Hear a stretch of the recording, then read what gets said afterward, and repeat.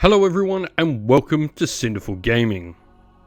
In today's video we're going to look at getting started with a Skaven in Warhammer the Old World using the contents of the Army's Spearhead box set from Warhammer Age of Sigmar. Today's video is sponsored by Gap Games, a fantastic miniature wargaming store in Queensland, Australia.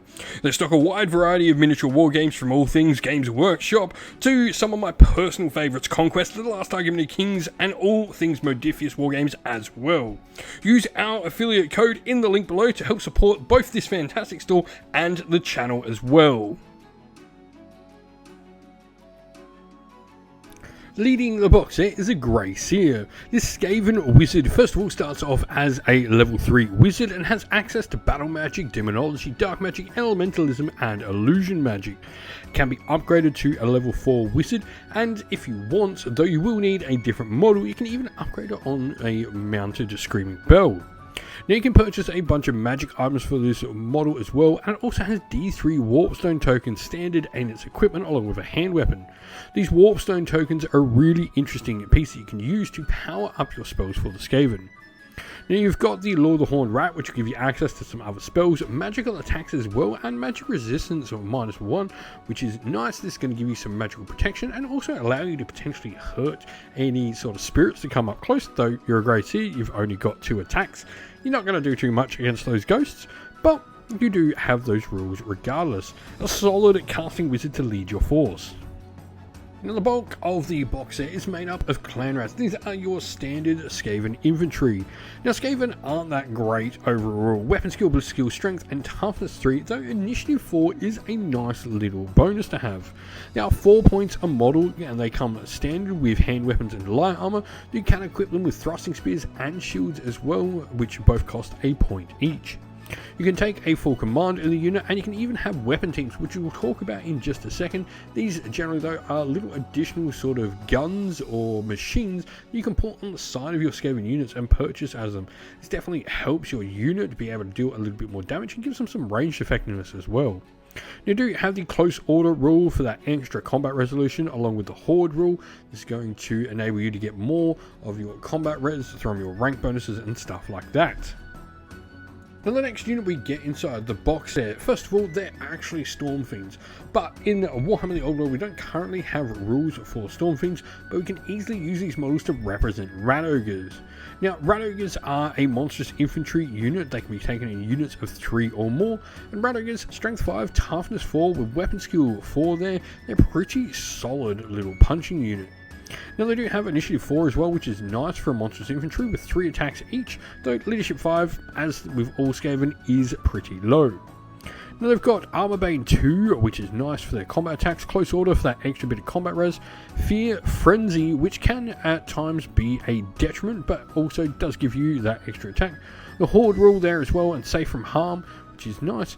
Which, Safe from Harm, is a special rule that's going to apply to Packmasters for the unit. When an enemy shoots a unit of Rat Ogres and it contains 1 or more Packmasters, you roll a d6 and essentially have to roll off to see whether the Packmaster or the Rat Ogres are hit.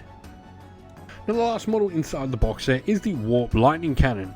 This model has a really interesting unique profile. First of all, its range is 8d6. The strength of the weapon is determined by the Lightning Strike special rule. When shooting the weapon, you draw a straight line, 8d6 in length from the model's edge. Any model, friend or foe whose base falls under this line suffers a hit, the strength of which is determined by rolling an artillery dice. If a misfire is rolled when rolling to determine the strength, something has gone horribly wrong and you immediately roll on the Warpfire's misfire table, which can have a few different effects, from obviously meltdown, destroying the weapon, energy overload, where the Warp Lightning Cannon shoots with a strength of 6 in a random direction determined by a scatter dice. I mean, this is my favourite thing for Skaven, the sort of random spin. We also have Fizz, which is when you roll a 6 and a high-pitched screech, followed by the descending whirring noise, the energy dissipates harmlessly and the model fails to shoot. So there's a good chance when you actually misfire with this, it just shoots. It just might shoot in a direction you don't plan it to. Now, those also have the cumbersome and move or shoot rules, which is nothing you sort of don't expect to have for a cannon as well. Toughness 6, 4 wounds, a nice solid defensive cannon, though maybe not quite as high as some of the other cannons from other armies like Dwarves. Now, looking at where to go next, the first thing we're going to want to look to grab is definitely some more infantry for our force. This is going to be in the form of more clan rats. Clan rats, like I said, they make up the bulk of our force, and we're definitely going to want to include more of them. Now, alongside those clan rats, we're going to want to grab some weapon teams. Weapon teams are really interesting, and they come in a variety of different flavours, this being either the Doomflayer, Poison Wind Mortar, Rattling Gun, Warpfire Thrower, or the Warp Grinder. Now, weapon teams, deploying them, a weapon team must be deployed at the same time as the unit it's brought for and deployed within 3 inches of it. The weapon team's leadership can be sort of modified based on the fact that it's got some rank bonuses from the friendly unit nearby that it can increase with. And targeting weapon teams, if it's within 3 inches of its parent unit, it contains 5 or more models, the weapon team can't be targeted by enemy shooting or enemy spells unless it is the closest target. Now, speaking of the different weapon teams, the Doomflayer itself is a nice combat model. The Poison Wind Mortar provides us with some long range poison wind ability, which is going to have a nice strength of 4. It's sort of a mortar. Rattling Gun puts out an awful lot of shots. And then Warpfire Thrower is essentially a flame cannon, while the Warp Grinder is going to actually allow us to ambush some of our teams onto the table. Now, looking to bring in a secondary hero, a Clan Scryer Warlock Engineers are really fun. First of all, they are not a wizard when you push them originally, though they can be upgraded to level 1 or level 2 wizards. You can also take some interesting weapons of their own, like the Warplock Musket, which is a 24-inch range, strength 5, -2 AP weapon, or the Warplock Pistol, which is, just essentially a cool strength 4, -2 AP pistol. Now, they have access to battle magic and elementalism for their magic, and they also have Warpstone tokens there as well, and as you would expect, they can purchase some magic items of up to 50 points as well. So next we have our Warplock Giselles, a long range shooting unit. These guys have a 36-inch range, strength 6, -3 AP with a cumbersome magical attacks and move or shoot rule. Pretty much all Skaven shooting generally has the magical attacks rule because they're all sort of laced with Warpstone. They do have a special rule though, where if the wielder of the Giselle rolls a 1 to hit, you roll another d6, and on a 1 then the Giselle's blown up in the model's face and it's removed. Their Paves is a giant heavy shield that they put in front of them and actually gives them a 4+ save when an enemy is targeting them with shooting in their front arc, which is really cool. They've also obviously got their hand weapons, and they've got the Open Order, Scurry Away and Warband rules as well. So lastly, we're going to grab a Packmaster or Master Molder. This model is going to be incredibly important as we can attach it to our Rat Ogre unit, and this is going to have the model have the leader of the pack ability, where models with a special rule taken as part of a unit, Rat Ogres or Giant Rats. Models with a special rule, including command group models, must be positioned at the rear of the unit. Any Rat Ogres or Giant Rats that in this unit must occupy the front ranks, but we do get some cool abilities of like Motley Crew, Close Order, Horde, Scurry Away and Warband with the model, but more importantly we get that nice high leadership of 6 or 7 if we do go for the Master model, which definitely helps keep our Rat Ogres in the fight longer. We've got a couple of weapons, first of all the Whip, but also a unique weapon called the Things Catcher, which has Killing Blow but does require 2 hands to use.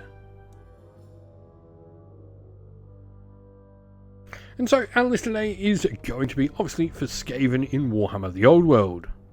So for characters, first of all we have our Gracie, who's going to be our general, and the model's also taken a Warpstone Amulet, which is a magic item talisman for the Skaven, gives the model a 4+ ward save against any wounds suffered that were caused by non-magical enemy attacks.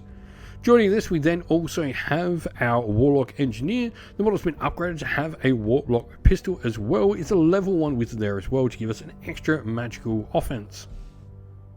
For core units, we have 2 units of 20 Clan Rats. Now the first of these units is going to have the shields. They're also going to have a full command and a weapon team that is a Rattling Gun. Our other unit has the same upgrades, though the weapon team on these ones is going to be a Warpfire Thrower. For special units, we have our unit of Rat Ogres who've taken a Packmaster that's been upgraded to a Master Molder equipped with a Whip as well. And then we've also got a unit of 3 Warplock Giselles. Lastly, for rare units, we have our Warp Lightning Cannon. No additional upgrades on it, it is just stock standard. We hope that this video was helpful in getting you started with Warhammer the Old World, and that it was able to give you some ideas and inspiration to start your own force in the game. If you have any other questions at all, please comment down below, and while you're there, don't forget to drop a like, subscribe and join our Discord server to check out all of our future Warhammer the Old World content.